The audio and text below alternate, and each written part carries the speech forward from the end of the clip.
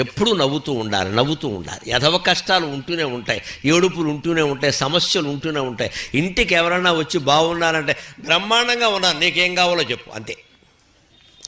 ఏమిటో ఈ మధ్య అని కాలు సాగదీద్ది ఇక్కడ, అనవసరం ఇది. వాడు ఏం చేయలేడు మనకి ఇక్కడ. ఏదో ఏడు మొహాలు వద్దు అసలు. ఫోన్ చేసిన అంతే, నేను బాగానే ఉన్నాను. ఎవడు సానుభూతి, ఎవడు పలకరింపు ఆశిస్తున్నా దరిద్రగొట్టు జీవితం అది. ఎదుటివాడు ఈర్ష్యపడేలా బతకాలంటే మనం సానుభూతి చూపించొద్దండి ఎవడో కూడా. అలా ఉండాలి. లైఫ్ అంటే అది, లైఫ్ అంటే అది. 1,000,000 మంది మనం చూసి ఈర్ష్యపడేలా బతకాలండి. మనం కోరుకోం, పడితే పడినాయి, వాడి కర్మ. అంత వైభవంగా ఉంటాం.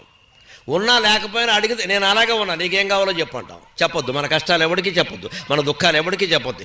పూజా మందిరంలో అమ్మవారు ఉంది, మనం ఉన్నాం ఇక్కడ, చెప్పుకుంటామండి. అంత బాధగా ఉంటే నాటకం ఆడక్కల. నిజంగా కష్టం ఉంది, నిజంగా దుఃఖం ఉంది, భగవంతుడు తీర్చాలి కానీ ఈ పెద్ద మనుషులు ఎవరైనా తీరుస్తారా? వీళ్ళు ఇంకా ప్రచారం చేస్తారు బయటికి వెళ్ళి.